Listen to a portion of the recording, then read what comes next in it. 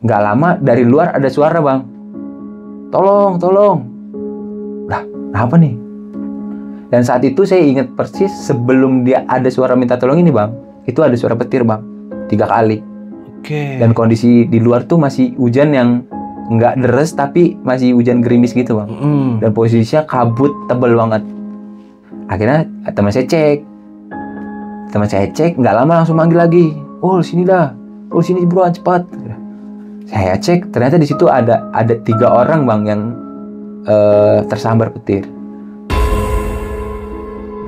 Dari si telaga itu. Telaga itu nggak terlalu besar, paling 10 kali 10 meter lah. Oke. Nggak terlalu besar. Cuman nggak tahu dalam atau enggaknya ya. Cuman si teman saya itu udah bilang kayak gitu. Makanya gue awalnya ngeri mau ngambil air. Tadinya sebelum mau ngambil air, gue mau ngambil air. Cuman gue ngeliat auranya tuh nggak enak gitu. Cuman gue ngeliat apa-apa. Dan di saat si makhluk itu ngeliatin kepalanya, baru di situ muncul semua, Bang, teman-temannya. Cuman di saat dia lari dari istilahnya dia udah minta permisi lah, dia komunikasi sama si mbah itu, di pas jalan dia kembali ke arah shelter, itu kayak ada yang nerekam dia, Bang, dari belakang.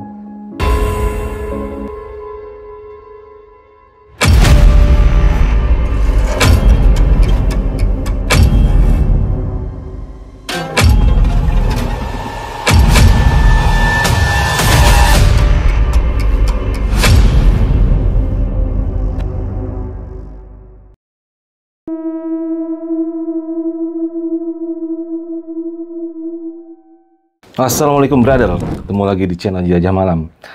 Ya, hari ini gue sedang kedatangan seorang tamu. Tamu ini dulu gue kenal di Gunung Semeru, bro, ya, secara nggak sengaja. Beliau adalah salah seorang pegiat alam yang juga suka naik gunung kemana aja. Bahkan gunung-gunung di seputaran Indonesia Timur pun dia udah pernah. Gokil kan?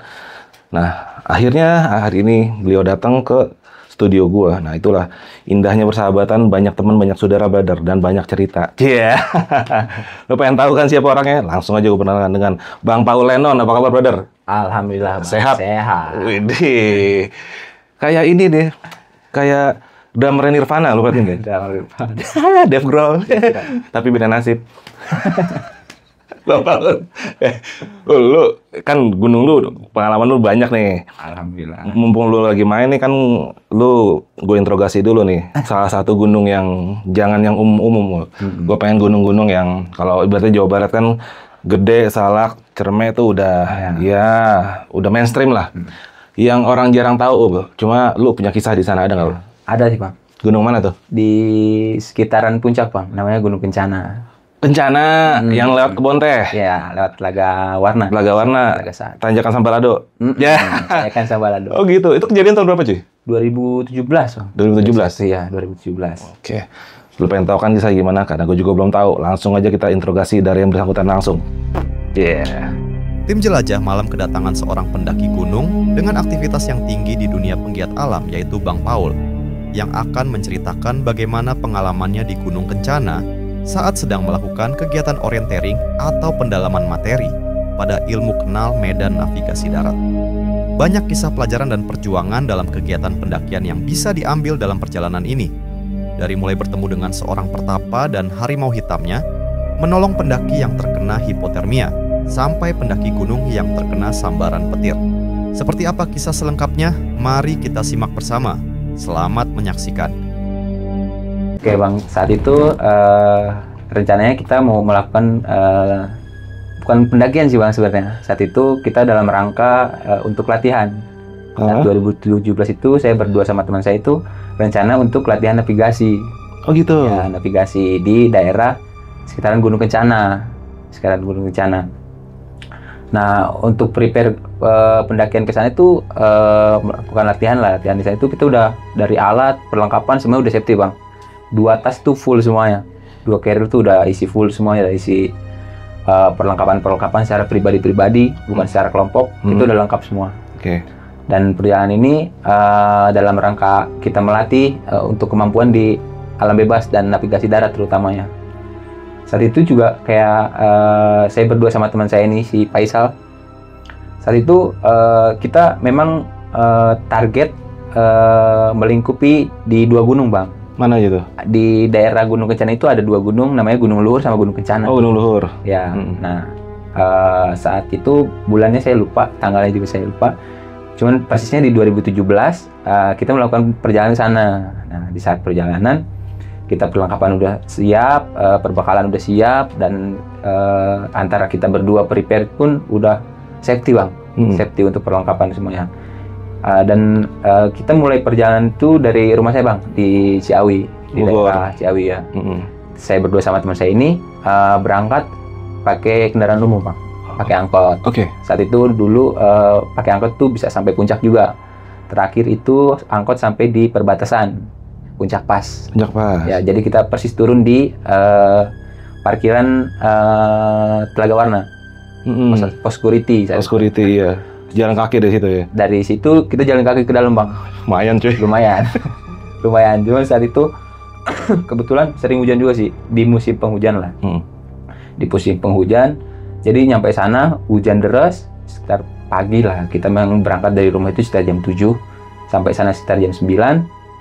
Dan jam 9 terus melakukan perizinan sama security. Simaksi. Dan biaya retribusi untuk memasuki wilayah wisata. Nah, saat itu security pun nanya mau dalam rangka apa. Saya bilang lah dalam rangka latihan dan AIWO-nya. Akhirnya security mengizinkan. Cuman ada beberapa wilayah yang tidak boleh disinggahi. Kenapa tuh? Dan terutama di daerah Kebun Teh itu nggak boleh ngecamp, Bang. Saat itu, dan peraturan itu sudah dari dulu. Karena mungkin ada peraturan-peraturan dari mereka yang nggak boleh dilanggar. Akhirnya kita ya udah mengikuti arahan-arahannya lah. Itu kan perusahaan ya pasti. Ya, perusahaan apalagi yang dikelola oleh TPN maksudnya. Iya, dari negara maksudnya. Nah, saat itu singkat cerita hujan, Bang. Kita sampai sana itu hujan, jam 9 itu hujan. Nah, akhirnya kita nunggu hujan, setelah bayar retribusi dan melakukan isi form lah, isi data identitas. Sekitar jam setengah 12 baru kita jalan, Bang. Baru kita jalan. Nah, sekitar jam 12 ini kita jalan dari pos masuk gang ini, menempuh waktu sekitar 1 jam, 1,5 jam lah sampai desa Cikoneng, sampai SD terakhir, perkampungan terakhir ya. Nah, dari perkampungan terakhir ini si teman saya ini bilang, "Oh, ini kita rencananya mau langsung ke Kencana atau ke Gunung Luhur dulu?" Enaknya sih kalau lebih signifikannya kita lewat Luhur baru turun ke Kencana, daripada dari Kencana turun ke Luhur. Ya juga, ya udah kalau misalkan memang rencana kayak gitu, akhirnya kita planningnya naik Gunung Luhur, turun dari Luhur baru ke Kencana, Bang. Cuman di saat itu teman saya ini kayak gimana nih, Bang? Dia punya gelagat yang nggak enak gitu lah, gelagat-gelagat yang menurut saya nggak wajar. Saya sering sih jalan bareng sama dia, sering. Teman pertama awal-awal kenal gunung sama dia juga. Dan akhirnya kita sudah sama-sama tahu lah sifat-sifat masing-masing. Cuman di saat itu ada gelagat dia yang aneh. Dan memang si Faisal ini dia mempunyai kepekaan, Bang. Agak peka lah ya, orangnya. Dan dia kalau misalkan ngelihat atau mendengar apapun pasti diomongin langsung. Pasti ngomong langsung di tempat. Kalau kita berdua langsung ngomong. Dan saat itu memang hujan bukannya makin deras, malah makin deras, Bang. Di saat udah masuk desa Cikoneng atau desa Cikoneng itu udah makin deras, bukannya makin reda, makin deras. Dan di saat itu memang nggak ada ini ya, Bang, nggak ada shelter atau nggak ada tempat berteduh lah gitu. Kan posisinya ladang teh semua. Jadi kita posisi ya udah kita hujan-hujanan aja sambil pakai jas hujan gitu. Dan perlengkapan pun 1-2 tas udah basah semua lah istilahnya. Soalnya intens, Bang, hujannya itu bukannya kayak hujan reda enggak, cuman terus deras. Dihajar terus. Terus sampai sekitar desa Cikoneng itu sekitar jam 2 lah, jam 1:30, 2. Akhirnya kita belum makan siang juga. Akhirnya kita makan siang juga sambil ngobrol mau keputusan ngambil kemana. Dan di saat jam 3 lah kita setelah beres-beres ngopi, beres-beres makan, akhirnya kita lanjut perjalanan ke Gunung Luhur, Bang. Nah, di antara kita berdua ini ke Gunung Luhur belum ada yang pernah, Bang. Belum ada yang pernah ke Gunung Luhur itu. Cuman kan kalau ke daerah itu yang populernya itu Gunung Kencana, bukan Gunung Luhurnya. Dan trek ke Gunung Luhur itu persimpangan, Bang. yang ke kiri itu ke Kencana, yang lurus ini ke Gunung Luhur. Nah, kita akhirnya mutusin ya udah kita Gunung Luhur dulu. Terus start trekking dari SD Cikoneng itu jam 1-an, jam 3 lah setelah asar. Kita lanjut. Mungkin perkiraan saya, mungkin jalurnya nggak jauh beda sama Kencana lah, atau apalagi ini ngambilnya lurus kan. Akhirnya kayak kita saya sama si Faisal tuh kita bilang, ini mah cepat kali, sebelum gelap juga udah sampai. Ya kali, soalnya kondisinya hujan kayak gini mah nggak tahu juga gitu. Maksudnya lihat stamina juga masing-masing. Udah kita singkat perjalanan. Si Faisal ini dia punya gelagat selalu nengok belakang bang. Nengok belakang terus. Lu kenapa Sal? Enggak kenapa. Dia akhirnya nggak bilang tuh bang, dia ngelihat apa atau mau dengar apa dia gitu nggak bilang. Nah singkat cerita kita menempuh waktu dari SD Cikoneng itu sekitar 3 jam bang, baru sampai ke Camp Area. Dan di sana itu vegetasinya itu pohon-pohon besar bang. Oh gitu? Pohon-pohon besar. Dari bawah udah pohon besar? Dari bawah. Dari mulai lepas dari kebun teh sampai ke puncaknya Gunung Luhur. Itu memang ada jalur setapak. Tapi kemungkinan untuk pendaki naik ke sana itu sangat jarang bang. Jarang sekali. Karena dilihat dari jalur ini nggak sepenuhnya tanah gitu. Masih banyak rerumputan yang nutupin gitu. Artinya emang jarang dilewatin. Iya, cuman memang ada jalur setapaknya. Nah, akhirnya kita ngikutin jalur itu sampai di puncak itu sekitar jam 6:30 lah bang. Kita jam 6:30. Terus di sekitar puncak itu ada yang datar untuk Camp Area bang, di sebelah kanan. Nah, pas saya sampai ke puncak, saya bongkar perlengkapan, bongkar flysheet, bikin shelter. Si Faisal ini ke belakang bang. Dia bilang, saya nanya mau kemana, mau kencing, mau buang air. Oh ya udah, hati-hati jangan terlalu pinggir, jurang doang. Memang posisinya itu kayak kerucut bang. Jadi di topnya itu, di puncaknya itu dia kiri kanan putaran itu udah jurang. Jurang yang ya mungkin nggak terlalu vertikal, tapi kalau terperosok lumayan lah. Kalau terperosok. Nah saat itu si Faisal nih ngilang agak lama bang, kencing agak lama. Mungkin bisa ditunggu waktu sekitar 10 sampai 15 menit lah. Lama ya. Sampai saya yang awalnya bikin shelter ini, bikin bivak, dari sebelum sampai beresnya dia belum nongol lagi. Akhirnya saya panggil, John, saya panggilnya John kan. Saya kalau dia John, sering dipanggil John gitu. John, gimana lu? Gak ada suara bang. Akhirnya saya turun. Dia posisinya dia itu kayak memang lagi buang air. Jadi kayak cuman berdiri terus plong gitu bang. Plong gitu dia kayak berdiri aja. Saya tegur lah, saya tepak belakangnya, baru dia kayak sadar bang, kayak langsung ngebalik ngelihat saya kaget gitu. Lah, gue kenapa ya kata dia. Lah, gue juga nungguin lu dari tadi, udah setengah jam mungkin ada lu berdiri kayak gini. Orang gue dari sebelum beres bikin shelter sampai beresnya lu belum balik lagi. Katanya tadi cuma buang air doang. Wah, nggak tahu ntar ayo cepet-cepet. Dia langsung kayak panik gitu bang. Baik shelter. Dia belum bilang apa-apa. Akhirnya kita masak sambil ngopi, sambil ngerokok. Dia bilang jangan ke belakang ya. Saat malam nih udah masuk jam 8, jam 9 lah sekitar jam 9. Dan hujan pun udah agak reda lah, udah mulai terang.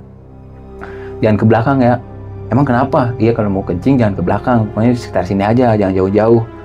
Ya udahlah, kalau lu yang ngomong, gue ngikut aja. Lu yang bisa ngeliat ya. Daripada gue salah nanti. Ya udah, pokoknya lu nurut aja. Nanti gue ceritain. Jangan di sini katanya. Oh ya udah.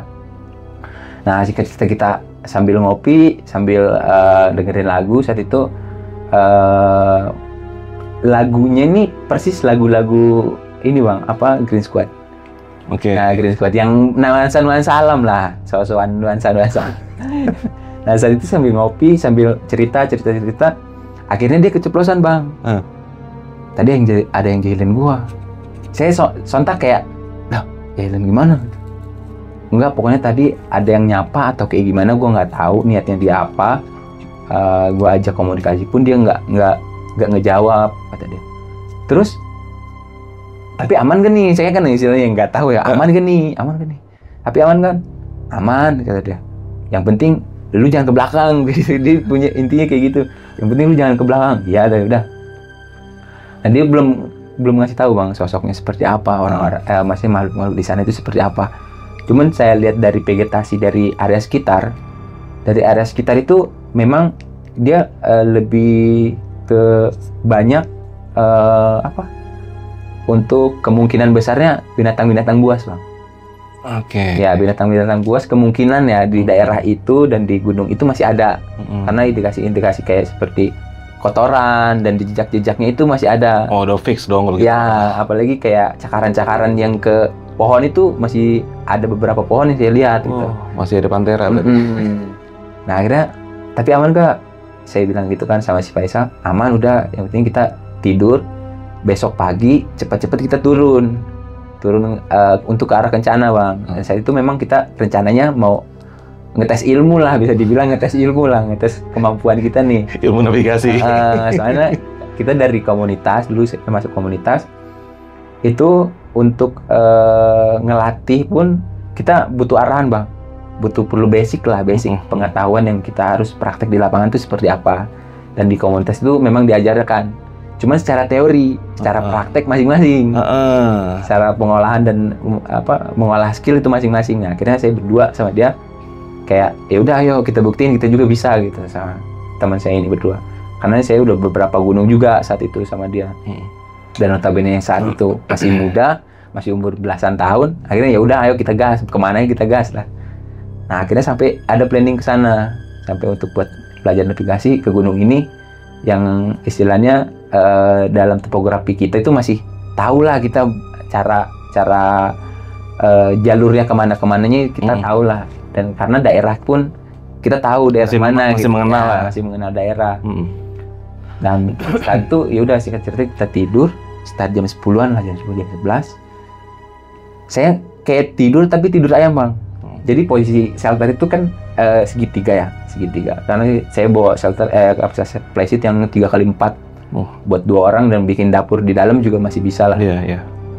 Saat itu memang kita bikin api unggun, Bang. Api unggun kecil lah, nggak terlalu besar, dan itu pun posisinya di dalam, agak di dalam tenda gitu, agak di dalam shelter.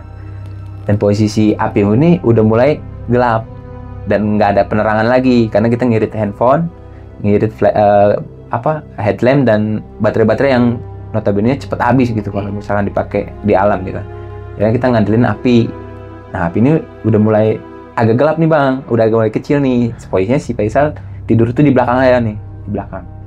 Nah, pas posisi saya mau ngebenerin si api ini, terus saya ngedengar kayak suara binatang atau entah apa. Suara jalan, Bang. Persis di atas kepala, dan posisinya itu kalau ke sebelah kiri ini memang nggak terlalu jurang, ada landainya juga, cuman agak miring lah. Dan itu memang agak jauh. Cuman posisinya si suara ini dia nggak jauh, nggak kayak jalan biasanya, Bang.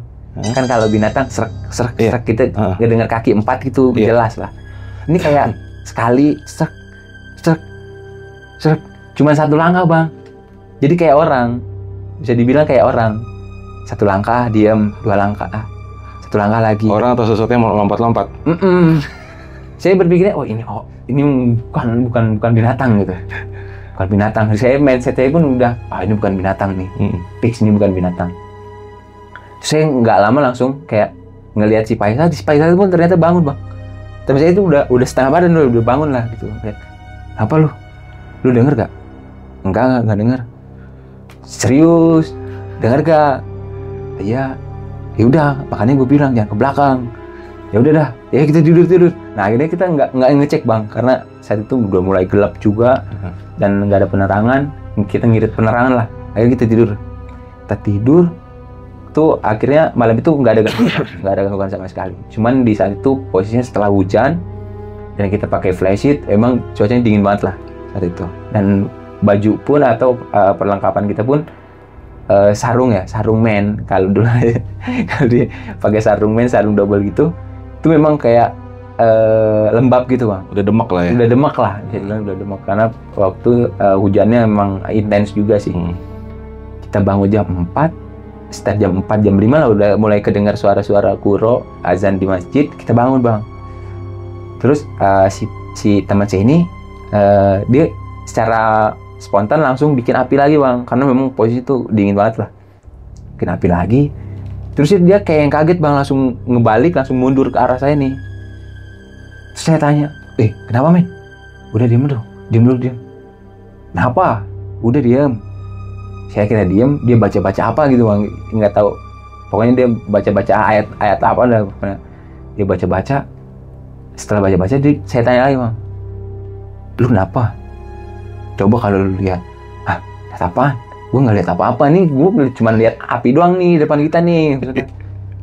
Soalnya yang baru lu nyalain ya cuma api doang, kita nggak bisa ngelihat apa-apa lagi gitu, gelap banget gitu. Karena banyak rimbunan semak-semak gitu. Lu kalau ngelihat tadi, kan posisi kita tuh flashlight ya, Bang. Dan ini apa yang gini? Nah di sini tuh pohon gede, Bang, yang lumayan gede lah, pohon pinus kalau nggak salah, pinus kayak gitu. Dan itu pun tinggi banget. Nah, kata spesial, lu kalau ngeliat ke atas kaget lu. Kaget apaan? Gue nggak tahu apa-apa ya kan. Chat lu di atas ada yang merah-merah. Merah-merah apaan itu? Strawberry. Saya bilang gitu, Bang. Enggak, pokoknya lu kalau lihat kaget dah. Gue aja kaget. Ya udah, sekarang gimana nih? Posisinya kondisinya aman atau enggak? Karena dia kalau misalkan kondisinya udah nggak aman, dia pun pasti ngerasa takut, Bang. Oke. Pasti ngerasa takut, apalagi sama makhluk-makhluk yang memang ngancam atau auranya negatif lah. Udah kita di dalam dulu, gak usah keluar. Tapi gue mau kencing nih. Udah tahan dulu lah. Pokoknya setengah jam, sejam kita di dalam dulu, jangan dulu keluar. Kita masak di dalam aja. Kayaknya ya udahlah, saya bikin kopi, bikin perlengkapan buat sarapan juga. Beres tuh udah mulai agak terang, Bang. Sekitar jam setengah 6, jam 6 lah. Tuh udah agak terang. Akhirnya saya berani keluar. Gue keluar dulu ya. Ya udah, cuma lihat-lihat, awas ada binatang, kata dia gitu. Udah akhirnya saya keluar. Persis di depan saya nih, Bang. Persis di depan saya ini ada kayak semak-semak. Cuman dia semak-semaknya agak tinggi lah. Saya ngeliat di situ ada binatang, Bang. Nggak tahu itu babi atau kucing hutan, saya nggak tahu. Yang penting yang kelihatan saya itu dia kecil, tapi matanya nyala kan. Matanya nyala. Dan saat itu saya juga pakai headlamp kan. Nah, dia itu kayak ngelihat saya tuh, nggak takut, Bang. Nggak bergerak gitu. Santai gitu. Iya. Terus dia kayak posisinya kayak tiarap gitu. Saya bilang, John, keluar John. Nah, nggak lama teman saya datang. Tapi lucunya dia nih, Bang, si Faisal nih, disamperin, Bang. Disamperin sama dia. Kita tangkap aja apa, kata dia. Tangkap aja. Saya bilang, tuh lihat dah. Udah nih, gue tangkap nih, kata dia. Dan posisinya itu memang deket banget, sekitar 5 meter lah. Deket. 5 meter, deket banget. Cuman posisinya dia itu di dalam semak-semak. Matanya doang nyala. Matanya doang nyala. Dan posisi si Faisal nih, dia jalan, Bang. Cuman saya senterin, dia nggak pakai headlamp. Saya senterin di jalan, ngedeketin. Posisi jarak udah 2 meter lah mungkin. Jarak jangkauan lah. Dia tiba-tiba langsung balik badan langsung lari, Bang. Balik badan langsung lari. Kenapa lo? Udah kita masuk ayo. Kita masuk ayo. Kenapa emang? Udah masuk dah. Masuk. Kita masuk lagi, Bang. Posisi itu udah agak terang. Udah agak terang. Dan saya pun ngeliat tuh bayangan-bayangan dia itu warna hitam. Bukan persis yang kayak kalau misalkan macan atau apa kan pasti dia ada agak loreng lah atau total kayak gimana. Ini persis hitam. Nah, akhirnya saya bilang, itu mah bukan macan biasa, kata dia. Itu mah anak macan, tapi bukan anak macan biasa. Dia bilang kayak gitu, Bang. Macan biasa gimana sih maksudnya? Udah dah, kata dia nggak mau ngejelasin lagi, Bang, karena mungkin dia juga ngerasa kayak yang kecilnya ada nih, pasti ada yang gedenya. Pasti ada biangnya. Iya, pasti ada biangnya. Udah kita mendingan cepet-cepet dah. Akhirnya setelah itu singkat cerita setengah jam kita prepare, udah sambil beresin sarapan. Saya beres sarapan, kita langsung berangkat, Bang. Itu setengah 8 lah, masih gelap banget lah, masih belum terlalu terang, setengah 8. Kita nyusurin jalur yang ke arah mau ke Kencana, Bang. Arah Kencana itu kan kalau misalkan dari Gunung Luhur nih dari sebelah kanan dari desa Cikaneng ini. Cuma kalau misalkan kita mutur ke Kencana, itu lewat jalur ke sebelah kanan, Bang. Hubungan yang notabene melihat dia ke arah Sentul. Ke arah Sentul, Bapakan Madang, dan lain. Nah, akhirnya saya punya tugas buat ngeplot, Bang. Buat pegang map lah, pegang navigasi. Nah, si posisi si Faisal ini, dia nebas. Nah, di saat nebas jalur, kita nggak tahu, sering adu argumen, Bang. Sering adu argumen. Saya bilang, jalurnya tuh nggak terlalu kiri. Kita ngambilnya nggak kanan aja, soalnya ini kalau misalkan dari jarak dari map 150 meter ke depan di sebelah kiri kita itu jurang, jadi jangan lewat situ. Enggak, ini udah jalurnya udah enak sini, gitu deh. Saya pun yang istilahnya pegang map yang istilahnya kita plot dan kita telusurin nih, patokannya ngeyel, Bang, ngeyel sampai akhirnya ya udah nih lu yang depan, gue yang belakang dah, gitu. Ya udah sini. Nah akhirnya dari yang awalnya kita lurus itu udah agak melipir ke kiri tuh sekitar 100 sampai 150 meter bang. Jauh. Agak jauh banget dari pelotan kita tuh. Akhirnya ya udah saya ngikutin dia aja. Ya udah semakin curam, semakin vertikal. Nggak tahu lah, mungkin 50 meter ke depan itu udah blong. Udah jurang. Udah blong. Akhirnya ini serius, saya bilang gitu. Ini serius. Ini udah makin vertikal nih. Berdiri pun udah susah. Dan nggak mungkin kalau misalkan kita terusin lagi dengan posisi kayak gini. Terus tiba-tiba si Faisal ini ngelihat ke belakang lagi bang, dengan gelagat-gelagat dia yang mencurigakan. Kayak yang awal. Saya tanya lagi, lu kenapa? Men, kita akhirnya kayaknya harus ke kanan dah men. Saya udah bilang dari awal, ngeyel. Yaudah kita ke kanan langsung, tapi jangan lewat sini. Dia bilang jangan lewat sini. Terus kemana? Kita naik lagi, 50 meter kita naik lagi, baru ngambil kalau dari bawah arah ke kiri. Oh ya udahlah, dua lalu aja ngikutin. Akhirnya kita naik lagi setelah 50 meter. Nah baru ngambil ke kiri bang, ke arah ke kiri. Nah ternyata di sana itu vegetasinya yang rimbunan semak-semak ini bukan yang seperti awal bang. Dia makin gede bang, pohon-pohonan itu makin kayak rimbun dan tebal-tebal gitu lah. Yang notabene golok tebas tuh susah, mungkin ada 2-3 kali buat nebas gitu. Nah akhirnya udah kita gantian lagi, dia yang nebas, saya yang ngeplot. Akhirnya dari plottingan saya itu dari titik yang saya koordinat sama jalur yang rute yang kita ambil itu kemungkinan sudah sama persis bang, cuman jalurnya itu emang susah banget. Nah sekitar 2-3 jam lah kita belum tembus tuh bang sampai lembah. 2-3 jam lah, 2-3 jam kita belum tembus sampai lembah. Rapet ya. Dan sampai sekitar jam 10-an, setengah 10 lah itu cuaca mulai kabut lagi bang. Cuman saya berpikir ini kabutnya kabut aneh bang. Kenapa tuh? Kabut aneh yang harusnya kabut itu warna putih, atau yang istilahnya kita kalau misalkan bisa ngelihat langit masih kelihatan lah langit lah maksudnya. Ini pun pure gelap bang, abu-abu semuanya. Kabutnya gelap banget. Dan langsung si teman saya ini bilang, John, udah break dulu John. Break dulu John. Ya udah break dulu. Akhirnya saya break dulu. Sambil ngobrol-ngobrol ngopi. Dia bilang bang akhirnya, dari tadi kita ada yang ngikutin. Cuman jaraknya jauh, mungkin ada 10-20 meter di belakang kita nih. Tapi dia notabene ngikutin terus. Dia bilang kayak gitu. Terus aman nggak? Maksudnya dia ngeganggu atau enggak? Enggak, aman John, udah. Tapi lu pastiin ya, maksudnya dia nggak ngeganggu arah kita nih. Takutnya nanti kita ngikutin salah jalur atau kayak gimana. Soalnya vegetasi ke depan sekitar 10-20 meter tuh nggak kelihatan sama sekali bang. Jadi kita tuh di dalam semak, persisnya di dalam semak-semak. Karena dia bilang mau memastikan ya udah aman. Ya udah beres zuhur, saya masih ngedengar bang, suara zuhur tuh masih ngedengar. Akhirnya kita sampai di ini bang, lembahan yang titik pertemuan dua gunung nih, Gunung Luhur sama Gunung Kencana. Sampai di situ tuh itu udah ada sumber air bang, ada jalur air, dan memang di posisi itu semak-semak kayak di dalam semak-semak lah, kayak goa itu bang persis. Cuman kondisi cuacanya makin tebal bang. Kabutnya makin tebal. Akhirnya saya refill ulang isi air. Saya bawa 2 botol, Faisal bawa 2 botol 1,5 liter, cukup lah buat berdua. Terus dia instruksi bang, ayo men kita cabut, cepet-cepet dari sini. Ya udah, maksud saya tadinya rencananya kita mau makan siang dulu atau ngopi dulu lah di sini. Ini enak posisinya ya, karena posisinya tuh kayak di dalam goa lah gitu bang. Dan ngelindungin juga dari terpaan angin lah, karena di luar udah mulai angin tebal, angin kencang, terus kabut juga tebal, dingin lah maksudnya gitu. Udah cepat ayo kita cabut dari sini. Dan nggak tahu kenapa bang, nih dari arah turun kita nih, memang ada suara bang. Saya pun ngedengar ada suara kayak orang jalan nabrak semak gitu.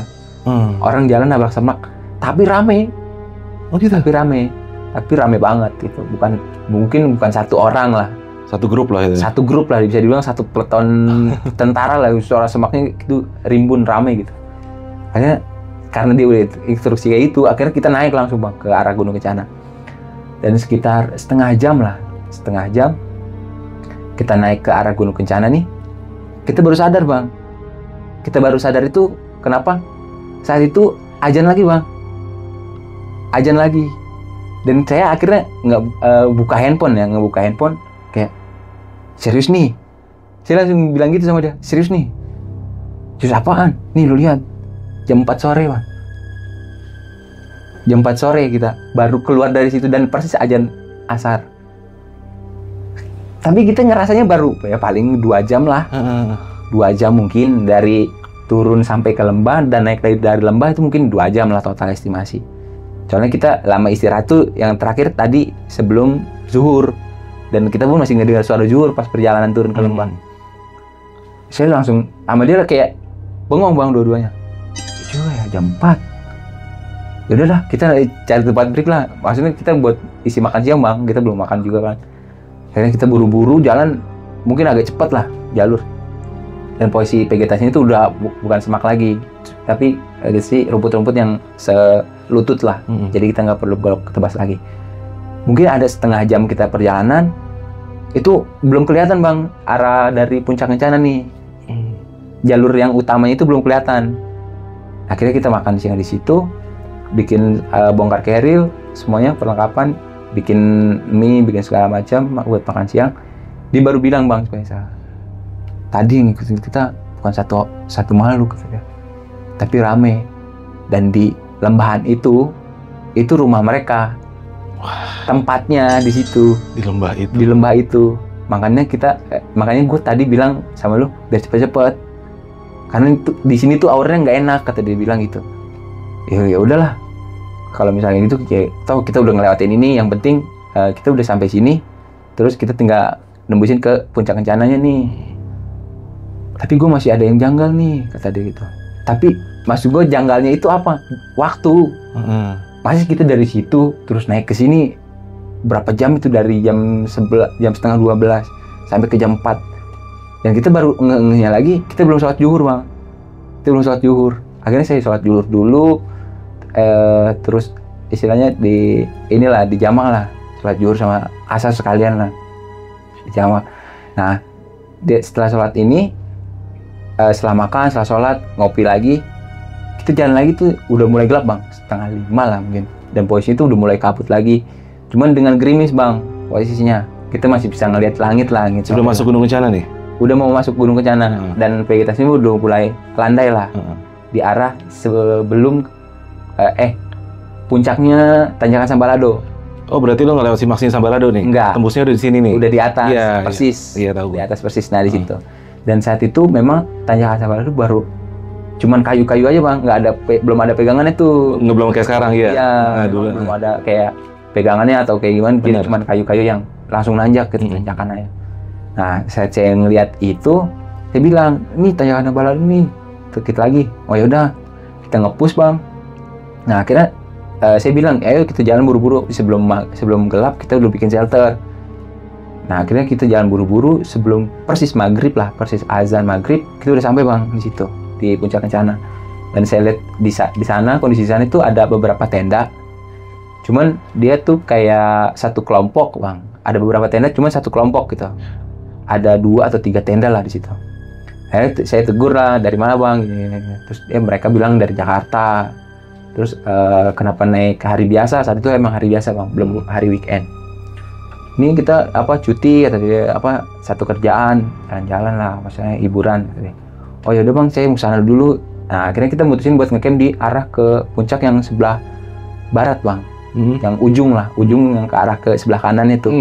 Nah di lembahan itu saya bikin shelter bang. Bikin shelter berdua lah sama Ismail nih. Sama persis lagi bang, dia ke belakang lagi, lama lagi. Dan kondisi saat itu udah mulai masuk jam 6:30, udah mulai gelap. Saya nyalain headlamp dulu bang, karena belum ada kayu buat dibakar kan. Saya nyalain headlamp. Ini orang lama, soalnya nggak bawa headlamp juga nih. Saya lihat lagi ke belakang bang, nggak tahu tiba-tiba dia kayak lari gitu bang. Dan posisinya dia tuh main agak jauh bang. Mungkin ada sekitar 20 meter lah, dia lari sambil gerasak-gerusuk. Sambil sempet jatuh juga, cuman posisi jatuhnya dia siap gitu, langsung ke depan gitu, langsung lari lagi. Tiba-tiba saya senterin, dia langsung kayak orang ngos-ngosan bang, kayak orang yang habis jalan jauh gitu. Lo bisa dari mana? Pokoknya ayo kita ke shelter dulu dah, dia shelter dulu, nanti gue setelin sono. Saya ayo udah bikin teh, bikin mie, bikin masakan segala macam. Dia baru bilang bang, di sini ada petilasan ya, ada makamnya. Ya nggak tahu kok dia orang di sini kan. Tapi memang sih kalau dari cerita sih pernah dengar di situ ada petilasan, dia bilang gitu. Iya, gua tadi ke sana. Lu ngapain jauh-jauh amat ke sana? Jauh kan? Iya, jauh, posisinya ada kali 100 meter ke bawah. Dan lu ngapain ke sana? Nggak tahu, pokoknya dia kayak ada energi yang narik dia Bang buat ke sana. Nah, akhirnya pas dia sampai di sana, dia ketemu sama sosok laki-laki yang janggutan, putih, pakaiannya serba putih. Dia lagi tapak di satu batu yang bisa dibilang agak besar Bang. Mungkin di situ petilasannya. Dan si teman saya ini nggak nanya dia itu siapa atau siapa-siapanya, dia nggak nanya. Cuman dia tahu kayak orang ini bukan sosok ini bukan sosok biasa gitu. Iya. Nah, akhirnya cuman di saat dia lari dari istilahnya dia udah minta permisi lah, dia komunikasi sama si mbah itu, di pas jalan dia kembali ke arah shelter, itu kayak ada yang nerekam dia Bang dari belakang. Cuman posisinya dia tuh, ini kata dia yang si langsung ya, itu mah gede kata dia. Dan dia tuh posisinya kayak diterkam sama macan kumbang Bang, macan hitam yang benar-benar hitam. Dia nerekam dari belakang, cuman dia kayak ngerasa kayak didorong aja gitu. Cuman pas dia lari baru ngelihat belakang, dia baru ngelihat sosoknya. Dan itu gede ya. Posisinya mungkin ada setengah pohon yang mungkin pohon-pohon 20 meteran lah. Oh, nggak normal, udah aneh ya. Binatang yang memang besar gitu.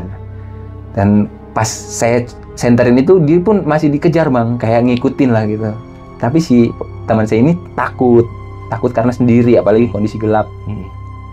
Nah, pas saya mulai masak, ngobrol-ngobrol, hujan lagi Bang. Hujan lagi nih. Ini kondisi hujannya tuh kayak kemarin. Kondisi intens hujan tuh dari malam sekitar jam 8 sampai ke sekitar jam 1 jam 2 itu masih hujan Bang. Hujannya tuh kayak intens, hujan deras terus gitu. Dan nggak lama sampai kita begadang sampai jam 2. Dan saya tuh emang nggak ada gangguan lagi Bang. Dari si teman saya juga kayak aman-aman aja. Cuman dari sebelah kiri ini ada suara Bang dari arah tempat camp nih. Dari arah tempat camp ini ada suara kayak, "Bang, tolong Bang." Dan kondisi di atas itu, di puncak itu, cuman saya berdua doang Bang sama dia dan satu kelompok itu. Nah, akhirnya saya tolongin lah. Saya samperin. Pas saya samperin, ternyata di situ udah ada yang dibungkus sama sleeping bag, itu tebal banget Bang sleeping bag. Oh, hipo. Ada satu orang. Oke. Mungkin kalau misalkan bisa dibilang gejala hipo sih Bang. Cuman penanganannya ini yang bisa memperburuk lah. Karena saya tanya nih, saya lihat pas saya cek kondisinya, ini kenapa bisa kayak gini? Masih dia hujan-hujanan ya tadi, pas hujan dia keluar atau kayak gimana? Iya Bang, dia tadi habis buang air gini. Terus saya tanya, coba cek bajunya. Iya. Dan bajunya ternyata basah. Nggak terlalu basah sih, tapi dia demek gitu. Jadi kalau misalkan ditutup sama benda hangat di luarnya, makin bisa mempercepat suhu tubuh dia buat keluar gitu. Akhirnya saya bilang, ini ada cewek lagi gak? Karena saat itu si korban ini yang cewek. Dan ternyata pas saya ngobrol sama kelompok itu ada beberapa cewek, tapi tendanya pisah-pisah Bang. Tapi satu grup.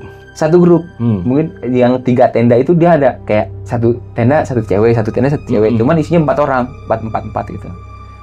Yang orang Jakarta ini, notabene mereka orang Jakarta semua. Dan saya bilang, ini harus diganti bajunya cepet-cepet. Cuman posisi si korban ini dia udah mulai agak gemeter Bang. Udah masuki ke tahap hipotermia sedang lah. Udah mulai diajak komunikasi, udah mulai agak susah. Dan ditanya kondisinya kayak gimana pun udah mulai gak ngejawab. Harus cepet-cepet diganti bajunya. Nah, saya bilang sama teman-temannya ini harus cewek yang ganti, nggak mungkin dong kalau saya yang ganti itu. Akhirnya ada satu cewek dari yang seberang tendanya dia nih, mungkin masih temannya juga, tapi mereka itu ternyata nggak kenal Bang, si cewek, antara cewek ini nggak kenal. Mungkin teman lah. Temennya dia cowoknya ini bawa cewek masing-masing. Iya, temannya teman. Nah, akhirnya si cewek ini mau bantuin. Saya bilang, kalau mau dibalur dulu si tubuhnya sebelum dipakein baju hangat atau baju kering, dibalur dulu pakai minyak kayu putih. Karena kalau untuk minyak gosok mungkin hanya minyak kayu putih yang membantu kondisi buat mempercepat menahan suhu tubuh lah. Nah, akhirnya mungkin ada 15 menit, akhirnya setelah dia beres, baru saya bungkus bang pakai emergency blanket. Cuman kondisinya di saat itu saya bungkus itu kondisinya bukan makin membaik, malah makin buruk bang. Saat itu saya ngeliat dan saya cek denyutnya udah mulai lemah, dan kondisi si korban ini diajak komunikasi udah nggak ada kesadarannya gitu. Oh, udah mulai blank. Nggak lo coba suruh skin to skin tuh? Saya udah bilangin itu, coba digosok tangannya biar lebih hangat lagi, dan apalagi titik-titik kayak kuping, tangan dan kakinya dia digosok.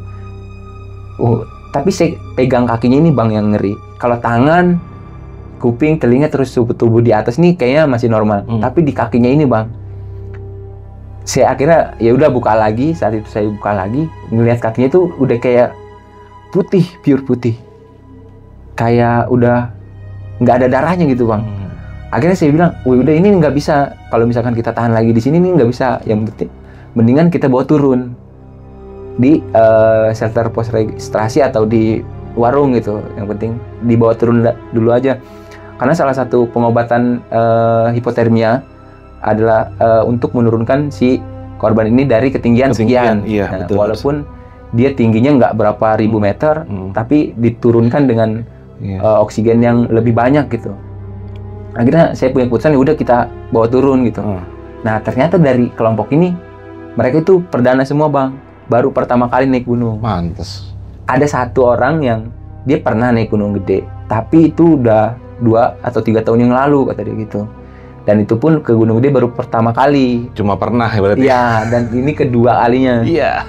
Akhirnya saya bilang, terus sampai sini jam berapa? Masih siang sih bang, jam 10 kayak gini. Saya tanya logistik buat makan pokoknya apa? Kita cuma bawa ini bang, dan itu pun dikeluarin bang di satu goodie bag, yang lumayan besar lah, dan itu isinya mie semua.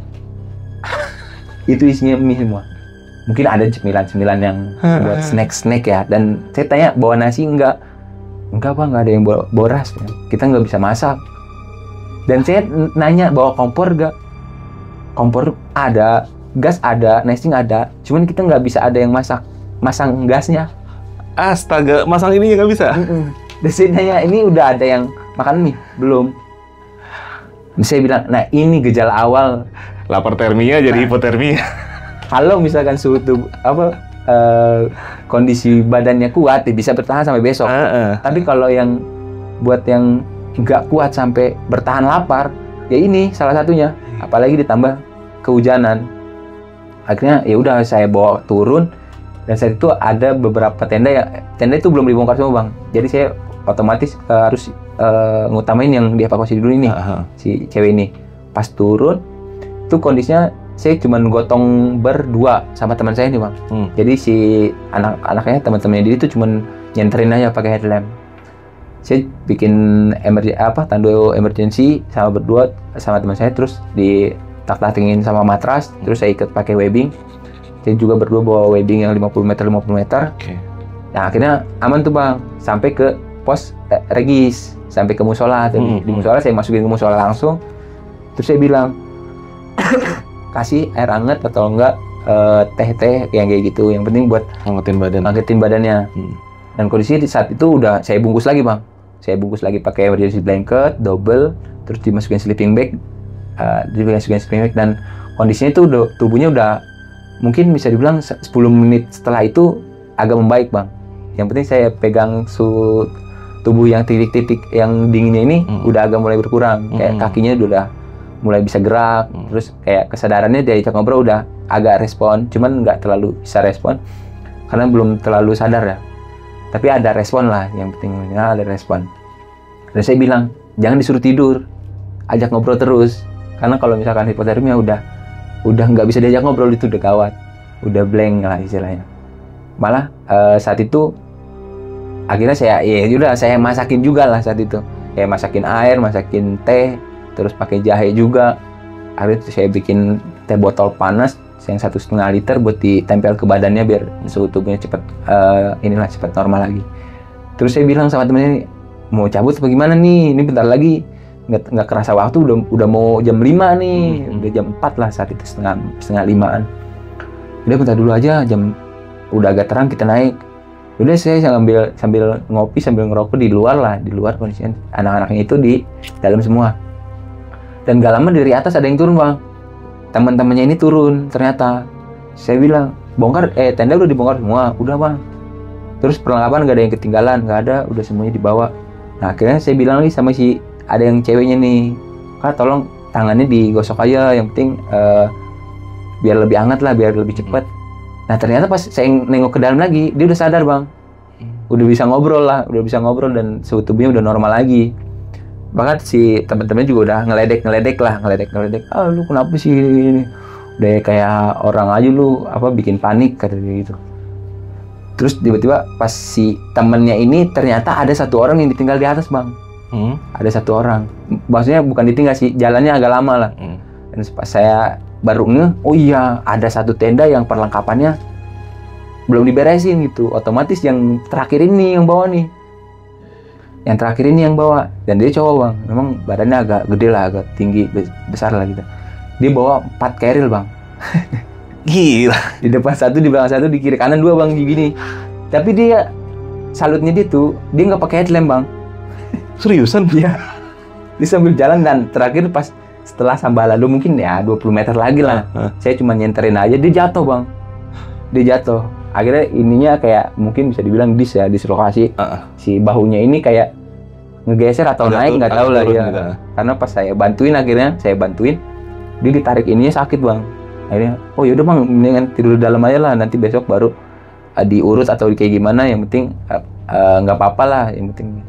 Nah akhirnya pas jam 5 azan subuh, saya sama teman saya, yaudah ya bang, saya pamit dulu lah, saya naik lagi ke atas karena alat-alat juga di atas semua. Nah saya naik lagi bang ke atas, naik lagi tuh persis jam 5 sampai ke atas tuh mungkin setengah jam, jam setengah 6 udah mulai terang. Akhirnya saya nggak bisa tidur lagi, ya udah akhirnya kita buka navigasi lah, buka map lah buat belajar navigasi lagi. Saat itu kita ngeplot lah, nembak di Gunung Kencana, di Gunung Luhur, terus Puncak Pangrango, terus daerah-daerah yang bisa diplot sama map lah saat itu. Dan mungkin nggak kerasa ya bang, kalau misalkan kita ada kegiatan di alam ya, nggak kerasa waktu tuh udah kayak 1 jam, nggak kerasanya ternyata udah jam 10:30 gitu bang, jam 11 kalau nggak salah. Akhirnya saya masak lagi, dan nggak lama kondisinya gitu lagi bang, kayak kabut, gerimis, terang lagi, kabut, gerimis, terang lagi. Dan nggak kerasa pas kondisi mungkin jam 12 setelah zuhur, ada pendaki lagi bang dari arah naik ke puncak nih. Dari Sambalado. Nah ada beberapa orang lah gitu. Terus ada yang udah sampai juga, ada yang lagi bikin tenda. Mungkin saat itu udah mulai agak rame lah. Dan saya tanya sama teman-teman nih, sama teman saya nih, John, kita turun apa gimana nih? Kita mau main ke bawah apa enggak?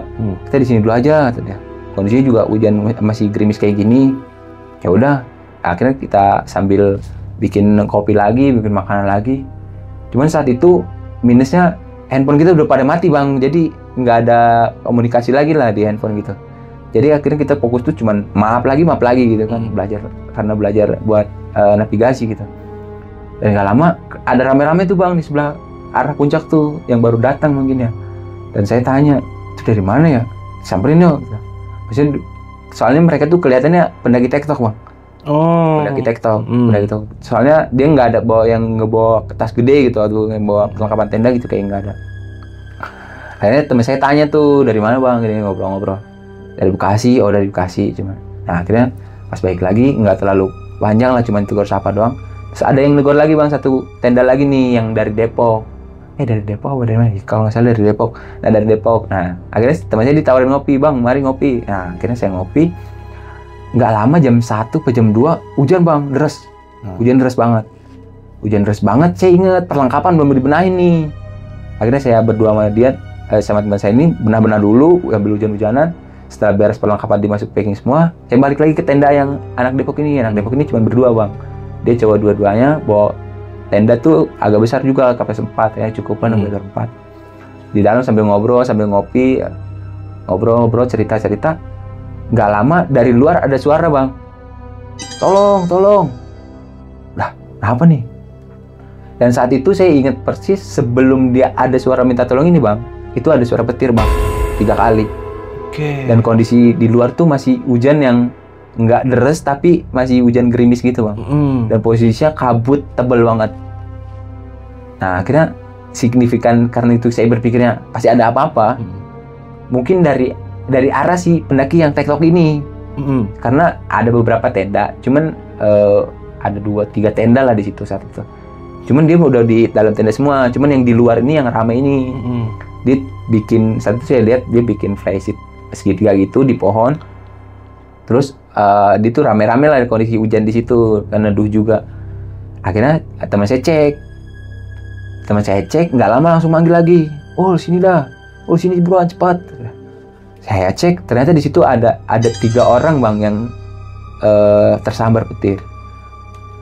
Dan dari 3 korban ini ada 1 korban yang bisa dibilang dia luka bakarnya 60-70% bang. Wah lumayan. Ya dari sebelah kiri atau karena saat itu kondisi yang satu ini dia mungkin setengah sadar atau pingsan bang, dan nggak bisa diajak komunikasi. Dan ternyata di 3 ini yang paling parah 1, yang 2 ini lumayan parah, yang 1 ini nggak terlalu parah. Jadi saat itu saya juga ngelihat kondisi korban kayak anjir sampai segini ya gitu. Apa sih, gosong apa gimana? Kayak kulit kayak kebakar gitu bang, daging kebakar gitu bang. Ya warnanya merah, bukan hitam. Kayak siram air panas gitu? Dia merah banget gitu bang. Jadi posisinya itu kayak sebelah kiri atau kanan ya saat itu. Pokoknya di bahu dia sampai tangan gitu. Dan saya ngelihat sih yang 1 yang parah bang. Soalnya yang 2 ini masih bisa diajak komunikasi. Dan yang 1 ini kayak yang agak parah ini sambil nahan sakit atau gimana ya bang. Dia kayak masih bisa komunikasi sambil Allah istighfar gitu bang. Oke, kesakitan. Dan saya pun nggak banyak bicara, nggak nanya kronologisnya kayak gimana. Saya langsung bilang sama anak-anak nih, teman-temannya dia juga, ya udah kita bawa turun secepatnya. Tapi di saat itu kayak nggak mungkin nih kalau misalkan digendong, kita pasti harus bikin tandu. Dan di saat itu saya yang nggak bawa golok semua kan, karena nggak bawa perlengkapan safety buat naik gunung lah gitu, karena mereka niatnya juga cuman tektok gitu, bawa apa paling. Akhirnya saya juga berdua yang sama teman saya ini yang bikin tandu bang, terus sama persis lagi kayak posisi semalam saya berdua yang tandu. Akhirnya mungkin nggak sampai setengah jam bang, 20 menit mungkin, karena saat itu juga saya turun nggak lewat Sambalado bang, jadi saya lurusin lagi nyari landainya lah, karena kondisinya bawa korban. Sambalado nggak mungkin loh bawa gitu kan? Nggak mungkin. Apalagi setelah hujan saat itu. Dan yang korban yang 2 ini ditolongin sama anak Depok yang tadi saya sempat neduh di tendanya. Terus sama 1 yang ada dari 3 tenda ini ada yang nolongin juga bang. Mungkin semuanya turun. Saat itu semuanya turun. Dan saya tanya ke registrasi ini harus gimana? Udah bawa aja langsung ke warung. Saya udah komunikasi sama yang pihak di ambulan biar langsung dijemput. Pas saya antar ke sana itu nggak lama bang, kayak mungkin sekitar 30 atau 40 menit, nggak terlalu lama itu ambulan langsung datang bang. Dan itu langsung dikerumunin, rame kan, karena rame juga di warung itu. Saat itu ada beberapa orang juga yang baru datang. Nah rame, kita juga nggak nanya lagi tuh bang kronologisnya kayak gimana. Akhirnya saya cuman kayak ngedenger ini kondisinya apa saat itu kenapa bisa kejadian kayak gitu. Ternyata si 1 orang ini ada yang keluar bang, dan nggak tahu dia pegang handphone atau nyari sinyal atau kayak gimana. Itu penyakitnya mungkin ya. Mungkin karena itu dia sampai ada indikasi buat tersambar petir. Dan yang 2 ini cuman kena dampak bang, kena groundnya doang lah. Kena ground lah, bisa dibilang kena ground, karena jarak terdekatnya yang 2 ini. Dan akhirnya kayak memang yang paling parahnya itu 1, cuman yang 2 ini kena dampaknya. Nah, akhirnya saya nggak sampai ngikutin terlalu jauh. Saya nggak lama, 15 menit setelah 10 menit setelah datang ambulan saya langsung jalan bang. Udah ditolong lah itu ya? Saya udah langsung jalan karena saya juga saat itu kayak udah bawa perlengkapan semua gitu. Satu carrier sama teman saya itu sambil evakuasi, sambil bawa perlengkapan karena kita memang rencananya mau turun hari itu. Dan saat itu kita memang waktu di atas ada komunikasi gini bang, kita nge-camp di sono. Nah di sana itu kayak di lembahan di kaki Gunung Kencana ini ada kayak telaga gitu bang. Ada kayak telaga dan di tengah-tengah kebun teh ada telaga gitulah. Oh, lu ngeliatnya pas dari posisi puncak nih? Dari puncak bang. Lihat ada telaga, lu mutusin mau ke situ? Oke. Dari awal kita rencananya mau ke sana. Oke. Nah, gimana Jong? Kita sana aja. Ayo, kita sana aja ngecamp sehari lagi. Ya udah ayo ke sana. Dan ternyata walaupun di atas kelihatannya deket bang, kita jalan itu lumayan bang. Iyalah. Itu sekitar 30-40 menit tuh belum ketemu bang. Dan kita tuh jalan beda arah nih, beda lorong lah, beda lorong teh gitu. Teman saya di sini, saya di sebelah kanan. Dan saya nyari-nyari tuh belum ketemu bang. Terus nggak lama, sekitar 10 menit saya mau balik lagi ke Spesa. Saya bilang, ini men katanya tempatnya. Akhirnya saya ke sana. Tuh kondisi jalurnya memang pohon teh tuh udah segini bang. Udah pohon teh tua dong. Iya, kondisinya udah kayak teh udah tua lah. Dan kondisi itu tajam-tajam. Sampai rain cover, jaket pun pada sobek saat itu. Nah akhirnya pas sampai di sana, saya mau ngambil air bang, posisinya saya mau ngambil air karena kita nggak bawa perbekalan air ya. Saya ambil air, bawa 5 botol saat itu. Saya mau ngisi air, nggak lama teman saya manggil, men sini dah, mending kita jangan di sini dah. Kenapa emang? Udah ayo cabut. Akhirnya saya nggak berani ngebantah lagi bang. Kalau dia udah instruksi kayak gitu, udah cabut. Dia yang paham ya? Nah, dia yang paham lah. Akhirnya saya lari, saya cabut dari situ. Baru dia mulai di jalan bebatuan, ketemu jalan bebatuan lagi bang. Jalan utama gitu, jalan utama ini. Dia langsung bilang, parah men di situ men. Parah kenapa? Di situ gue ngelihat kayak auranya negatif. Pertama auranya panas. Dan di situ banyak. Dan di saat lu mau jalan ke situ, gue ngeliat di situ tuh ada kayak kepala ular, tapi ada mahkotanya. Dia bilang gitu. Dari si telaga itu. Telaga itu. Telaga itu nggak terlalu besar, paling 10 kali 10 meter lah. Oke. Nggak terlalu besar. Cuman nggak tahu dalam atau enggaknya ya. Cuman si teman saya itu udah bilang kayak gitu. Makanya gue awalnya ngeri mau ngambil air. Tadinya sebelum mau ngambil air, gue mau ngambil air. Cuman gue ngeliat auranya tuh nggak enak gitu. Cuman gue ngelihat apa-apa. Dan di saat si makhluk itu ngeliatin kepalanya, baru di situ muncul semua bang. Teman-temannya. Oke. Teman-temannya baru muncul semua. Dan ternyata si teman saya bilang di situ tempatnya semua. Di situ tempatnya. Telaga itu. Telaganya nggak terlalu besar bang. Mungkin dari skalanya 50 kali 50 meter lah. Dan si telaganya ini kecil, cuma 10 kali 10 kayak kolam berenang gitu. Dan sisi-sisinya itu kayak lapangan bang. Nggak ditanemin. Oke. Dan kondisinya itu memang aneh sih. Kondisinya di tengah kebun teh tapi nggak ditanemin. Kayak emang dibiarkan untuk sesuatu. Mungkin ya. Mungkin. Nah saya itu akhirnya kita mutusin ya udah kita turun lewat kalau daerahnya sih daerah Ciburial bang. Warung Kaleng. Kalau abang tahu daerah Puncak itu ada namanya tembusannya di Warung Kaleng. Ya udah kita turun lewat sana aja. Dan itu pun kondisinya udah mulai sore bang. Itu jam 3, jam 4 lah. Dan kondisinya pas kita keluar dari telaga itu hujan lagi bang. Hujan lagi. Cuman saya akhirnya pikir kayak ingat peraturan yang kemarin dibilang sama security nggak boleh ngecamp di kebun teh, di area kebun teh. Akhirnya saya pikir ya udah jangan di sini dah ngecampnya. Yang kalau mau kita nanti ngecamp di arah yang mau turun ke Ciburial aja. Akhirnya tuh sambil jalan, nggak kerasa waktu udah 2 jam bang kita jalan. Dan kita baru masuk ke arah desa terakhir nih, desa Cikoneng itu. Desa Cikoneng itu kita ngambil yang ke arah lurus bang. Jadi bukan arah ke Telaga Warna. Jadi kita ngambil lurus ke bawah. Nah di saat perjalanan itu kayak kita udah mulai ngelewatin portal, ada portal satu lagi, itu udah mulai gelap bang. Jam maghrib lah. Dan azan maghrib pun udah kedengaran. Kita nge-break di portal, kita ngerokok 2 batang. Akhirnya teman saya, ya udah ayo kita turun. Dan si teman saya ini posisinya di depan bang, saya di belakang lah. Mungkin ada jarak 5 meter lah. Dan nggak ada obrolan lagi. Akhirnya kita cuma jalan pakai headlamp, jalan berdua. Nggak lama, mentok bang. Jalannya mentok nih. Si teman saya yang di depan ini ngelihatnya depannya tuh udah jurang.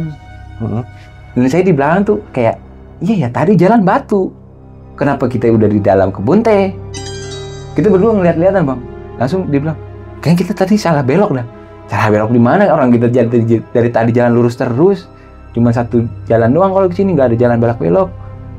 Terus gimana? Ya udah kita pasang playset dulu dah, kita makan. Kita belum makan juga bang. Dari malam lah, bisa dibilang dari malam kita belum makan lagi. Kita makan lagi. Setelah saya ngobrol, akhirnya saya nyari jalan bang. Ngobrol sampai pakai headlamp gitu lah. Dan kondisinya saat itu memang agak kabut tipis lah setelah hujan gitu. Saya ngelihat di posisi di 2 punggungan ke depan gitu, itu jalan bang. Jadi kondisinya gitu, kita ada di atas punggungan, terus jalan utama tuh di 2 punggungan setelah ini. Terus saya bilang, tadi aku jalan sono, kenapa sampai ke sini gitu. Dan ternyata pas saya ngecek jalur, si Faisal ngecek juga ke arah depan bang. Dan ternyata di situ udah jurang yang lumayan dalam lah saat itu. Mungkin ada 50 meteran lah, kalau jatuh juga pasti parah lah cedera. Dan pas saya balik lagi, dia bilang, John, tadi di sono jurang ya kok. Jurang. Ya udah dah, kita geser dulu lah ke atas lah, ke jalan utama lah. Ya udah ayo. Si anehnya ini bang, kita ngejar jalan ini nggak nyampe. Jalannya punggungannya kelihatan, saya plot lah, saya arahan, oh ini nih jalan punggungannya. Saya jalan ke arah situ nggak nyampe bang. Sampai saya ngelihat jam ya saat itu, pakai jam kan, jam tangan lah. Karena handphone kita udah mati dari semalam, dari kemarin malah udah mati. Saya ngelihat jam, itu udah jam 1:30 bang. Dari jam 8 malam nih sampai 1:30 kita jalan nggak nyampe nih. Dan saat itu kayak, wah kita nggak mungkin nih kalau jalan gini terus. Akhirnya saya mutusin, ya udah kita ngecamp di sini aja. Kalau misalkan pagi kita kelihatan jalurnya kemana ya. Dan ternyata pas kita mutusin tidur di tengah kebun teh, bikin bivak gitu kan. Pas saya bangun sekitar jam 5 atau jam 6 lah, udah mulai terang. Ternyata itu sebelah bang. Sebelah ini jalan. Sebelah ini. Dan saya langsung ngelihat kondisi jalur yang malam kita lewatin gitu. Dan itu nggak mungkin bang saya lewat situ. Gitu. Itu nggak mungkin. Karena kondisinya itu dia jalan nih, jalan utama lah, jalan batu makadam gitu. Ini tuh jurang. Tapi jurang kebun teh ya. Jurang kebun teh yang notabene-nya turun vertikal gitu. Terus memang di bawahnya itu ada kayak hutan lagi. Ada hutan lagi, perbatasan kebun teh sama hutan lah. Kita nggak mungkin lewat situ dari mana. Nggak mungkin, walaupun kita ngerasanya soalnya saat itu kayak jalan landai aja gitu. Nggak ada naik-naik, nggak ada turun-turun gitu. Akhirnya kita berdua, oh yaudahlah, nanti aja pikirinnya kita turun aja lah. Nah akhirnya kita turun sampai di pedesaan lagi, pemukiman lagi. Ada satu warga yang bilang, dari mana? Saya bilang dari Bencana gini. Itu kemarin ada yang ke Sambar Petir ya?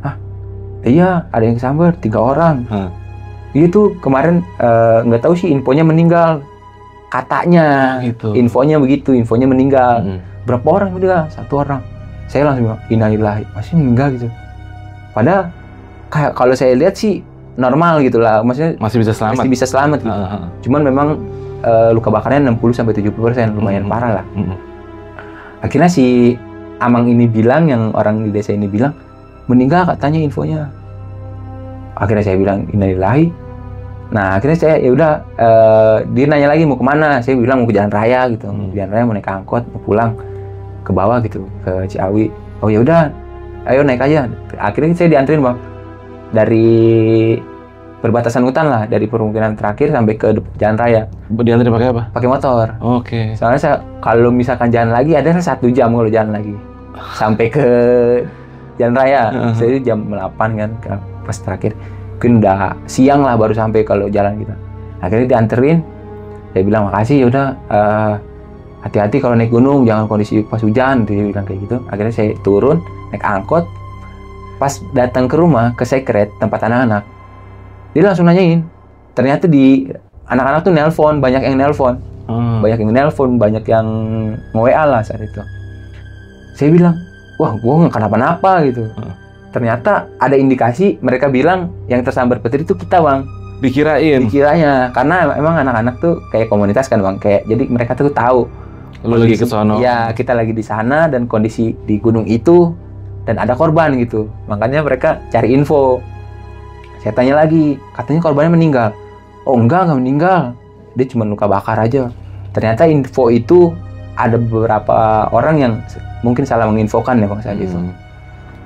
Terus ada senior lah saat itu. Senior langsung bilang, "Lu ngapain ini, Ron?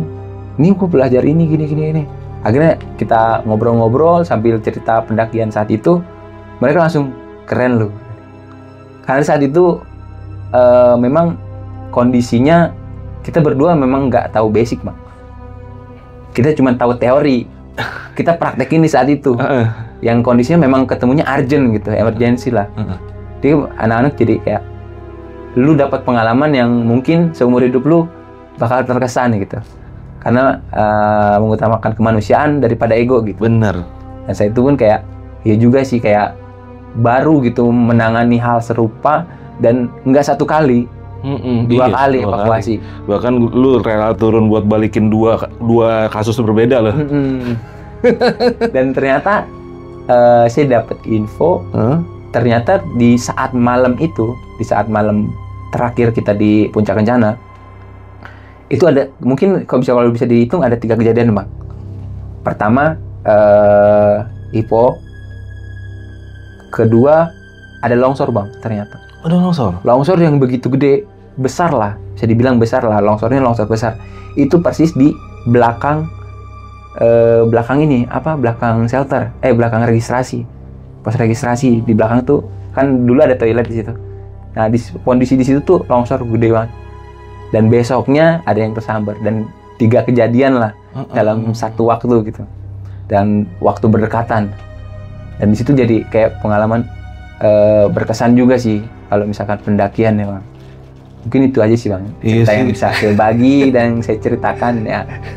Pengalaman-pengalaman yang lumayan menguras tenaga juga sih. Tapi keren sih, lu ibaratnya emang bener-bener lagi pengen praktek lapangan. Iya. Ketemu bener-bener ilmu navigasi sama ilmu ibaratnya menolong. Iya. P3K secara langsung lah praktek. Nah itu dia kadang-kadang gitu bro ya, kadang-kadang yang namanya gunung tuh, apalagi ya maaf, gue sendiri kadang-kadang tuh Gunung Kencana kan gitu ya kan.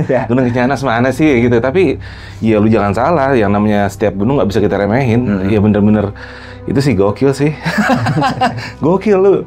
Gila. Tapi itu yang ngeri itu si telaga itu loh.